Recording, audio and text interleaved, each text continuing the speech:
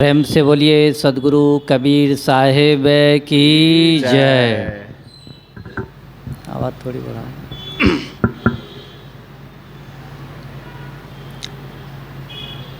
पूजनीय श्री साहिब जी, अर्चनी बंदी संत समाज,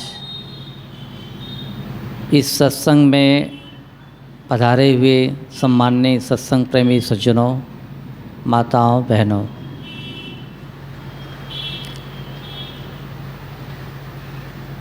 आप सबके बीच कुछ देर निवेदन प्रस्तुत है। जीवन में यूँ तो हमें खुशी चाहिए और जीवन में शांति चाहिए। ये जीवन का उद्देश्य है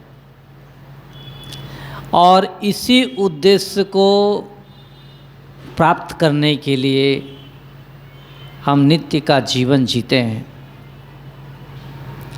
इसके लिए हमको बाहर जाने की आवश्यकता नहीं है कि कौन क्या कर रहा है, कौन क्या मानता है। ऐसा सोचने समझने से हमारा समय और हमारी शक्ति ये दोनों खर्च हो जाती हैं अनावश्यक। हमें अपने आप को देखना है कि मैं अपने मन में क्या सोचता हूँ और दूसरों के लिए मेरे मन में क्या भाव आता है और मेरा मन मुझे कब कब दुखी करता है, कब कब ये सुखी करता है। ये नित्य का हमारा धंधा है। जैसे एक व्यापारी होता है, दुकानदार होता है, वो अपने ग्राहकों से किस तरह से व्यवहार करता है, इस तरह से व्यवहार करता है जिससे कि उनका व्यापार बढ़िया से चले, साथ साथ उनके पास जो आने वाले ग्राहक हैं उनसे संतुष्ट रहें। ये बहुत बड़ी कला है। जब तक हम अपने जीवन के प्रति ईमानदार नहीं बनते हैं, हम अपने उत्तरदायित्व को नहीं समझते हैं, तब तक अपने जीवन में हम सुख और शांति का अनुभव नहीं कर सकते। देखिए, आदमी दो तरह से धन कमाता है। जैसे आदमी का लक्ष्य हो गया कि मुझे धन कमाना है, तो धन तो कमाता है। एक धन आता है उचित साधनों से, अब एक धन आता है अनुचित साधनों से। धन आता है दोनों दिशाओं से, गलत दिशा से भी, सही दिशा से भी। लेकिन एक बात है, सही दिशा से जो धन आता है, सही दिशा से हम पैसा कमाते हैं, ईमानदारी पूर्वक काम करते हैं, उसके एवज में जो कुछ भी हमको मिलता है उसमें दो फायदे हैं। अक्सर आदमी केवल पैसे को देखता है, ध्यान पैसे पर है, लक्ष्य पैसा कमाना है। तो पेमेंट मिलता है तो क्या देखता है, भाई पैसा मिला, अधिक मिला। क्यों? इसलिए कि मैंने उसके लिए बुद्धि लगाई थी, उसके लिए मैंने ऐसा काम किया था कि मुझे अधिक पैसा मिला। पैसा मिल गया है, लेकिन ध्यान रखिए, पैसे के हमको पैसे ही नहीं चाहिए, पैसे के साथ साथ प्रसन्नता भी चाहिए। आदमी केवल पैसा देखता है और जीवन में जो प्रसन्नता है उसको नहीं देखता है। प्रसन्नता आप कहाँ से लाएंगे? बाजार में नहीं मिलती है प्रसन्नता।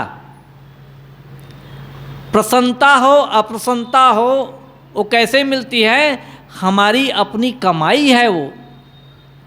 जो आदमी ईमानदारी पूर्वक समय से समय तक रहकर और कहना चाहिए सजगता पूर्वक जो उसको ड्यूटी मिली है उसको करता है, तो उसको पैसे भी मिलते हैं, साथ साथ प्रसन्नता का भी अनुभव होता है। अक्सर हर आदमी यहाँ पर गलती करता है, पैसा तो ले लेता है लेकिन प्रसन्नता अर्जित नहीं कर पाता है। अब यही उसके जीवन की सबसे बड़ी हार है, और जीवन भर वो कमाता ऐसा करता है, लेकिन अंत में देखता है तो बैंक में पैसे तो बहुत हो गए हैं, बैंक में पैसे बहुत हो गए हैं, हमने बहुत ज़मीन जायदाद, अच्छी बिल्डिंग बना ली है, सारे ऐश्वर्य के साधन हमारे पास हो गए हैं, लेकिन एक चीज़ की कमी है। क्या? प्रसन्नता कुछ भी नहीं है जीवन में। और जिन चीज़ों को हमने कमाया वे सारी चीज़ें तो यहीं रहने वाली हैं, और जो मेरा मुख्य उद्देश्य था जीवन में प्रसन्नता, जीवन में शांति, जीवन में अमन चैन, उससे तो मैं बिल्कुल खाली हूँ। इसलिए हर आदमी यहाँ पर गलती करता है और इसी गलती का परिणाम अपने जीवन में वो भोगता है। देखिए, जीवन मेरा है और इसे जीने वाला भी मैं हूँ। जीवन मेरा है और इसे जीने वाला भी मैं ही हूँ, लेकिन फिर भी इसको गलत ढंग से जीता हूँ, फिर भी इसको गलत ढंग से जीता हूँ। तो भला बताइए, इस जो ये रोग है इसकी क्या दवा है?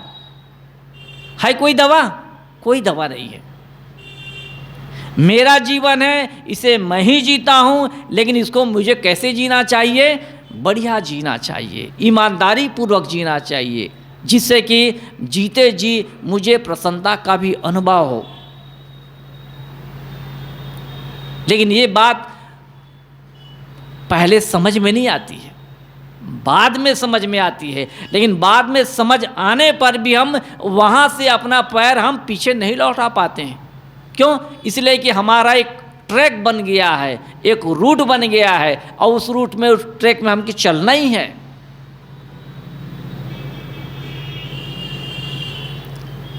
तो ये हमारे लिए कहना चाहिए दुखद संदेश है कि हम अपने जीवन को बढ़िया नहीं जी पाते हैं। तो भाई, बच्चों का जीवन है, हम उनको कैसे अच्छा उपदेश करेंगे? बच्चों को जो कुछ भी सीखने को मिलता है वो कहाँ से सीखते हैं? हमसे, आपसे, इनसे, उनसे, सबसे सीखते हैं। और हम लोग बड़े हैं, उल्टा सीधा करके हम जैसा जीवन जिए, बच्चे भी वही जीवन जीना चाहते हैं। वो कहाँ से अच्छा आदर्श मिलेगा उनको? देखिए, दुनिया में हर आदमी ऐसा है जो एक आदमी की तलाश करता है। वो कैसा आदमी चाहता है? एक अच्छा आदमी चाहिए, ईमानदार आदमी चाहिए, नेक इंसान चाहिए। हर व्यक्ति की मांग है। माता पिता हैं तो कहते हैं कि भाई हमारा बेटा जो है बढ़िया हो। मालिक चाहता है बढ़िया नौकर मिले, नौकर चाहता है बढ़िया मालिक मिले, लड़का चाहता है कि बढ़िया लड़की मिले, लड़की चाहती है बढ़िया लड़का मिले। सबकी ख्वाहिश यही है, लेकिन इस ख्वाहिश की पूर्ति कैसे होगी? क्यों? इसलिए कि आप भी वैसे ही हैं, मैं भी वैसी हूँ, ये भी वैसे ही हैं, वो भी वैसे ही हैं। अच्छा आदमी कहाँ से मिलेगा? अच्छा आदमी तो पैदा नहीं होता है। इसलिए ये कमी सब समय बनी रहेगी। अब इस कमी की पूर्ति वो तब पूरी होगी जब आप अपनी जिम्मेदारी समझेंगे कि मुझे एक अच्छा आदमी बनना है। मैं अपनी जिम्मेदारी समझूंगा कि एक अच्छा इंसान बनना है। इस प्रकार सब समझेंगे कि मुझे अच्छा आदमी बनना है, तो ये समस्या का समाधान ऑटोमेटिक अपने आप हो जाएगा। लेकिन इसके लिए कोई तैयार नहीं है। हाँ, अच्छा आदमी चाहिए, इसके लिए तैयार है। तो हमारे लिए ये बहुत बड़ी बात है कि हम अपने को बढ़िया से तैयार कर रखें, दूसरे को नहीं, दूसरे को कोई आदमी तैयार नहीं कर सकता। मैं कह रहा हूँ हमारे जो बच्चे हैं, जो नई पीढ़ी है, उनको आदर्श कहाँ से मिलेगा? आदर्श उनको हमसे, आपसे, उनसे उनसे मिलेगा। लेकिन हम जैसे हैं उल्टे सीधे, उसी प्रकार से उल्टे सीधे सीखेंगे वो। फिर हमें खटकेंगे वो कि हमारा बेटा ऐसा है, हमारी बेटी ऐसी है, हमारे बच्चे ऐसे हैं, हमारे पिता माता ऐसे हैं। ये खटकेंगे आपको। इसलिए नेक इंसान की कहना चाहिए, नेक आदर्श कहीं से भी मिलता है, उस आदर्श को लेकर के हमको खुद को तैयार करना है अभी। क्यों? इसलिए कि बच्चे हमको देखकर सीखते हैं और बच्चे के ऊपर हम हैं। कोई पिता है, कोई माता है, कोई दादा है, कोई दादी है, इन्हीं के बीच में तो रहते हैं बच्चे। अब ये अपने अपने कर्तव्य सब जब समझ जाएंगे कि बच्चों को एक नेक इंसान बनाना है, तो उससे पहले अपने को नेक इंसान बनाने के लिए हमको प्रयास करने की ज़रूरत है। फिर देखेंगे दुनिया में नेक इंसान की कोई कमी नहीं रहेगी। आपके घर, इनके घर, उनके घर, सब के घर में नेक बच्चे तैयार हो रहे हैं। क्यों? इसलिए कि हमने सांचा बदल दिया, सांचा हमने बदल दिया। नेक इंसान का सांचा हमारे पास है, सद्गुण से संपन्न है, धैर्य से संपन्न है, विनम्रता से संपन्न है। बच्चे कहाँ से सीखेंगे? हमसे सीखेंगे। क्या सीखेंगे? वही सीखेंगे जो हम में गुण है। इस प्रकार हर आदमी के लिए ये बहुत ज़रूरी है कि अपने आप को तराशे, अपने आप को ठीक करे, अपने आप को देखे, समझे कि मुझ में क्या परिवर्तन करने लायक है, मैं क्या बढ़िया से बढ़िया अपने आप को बना सकता हूँ।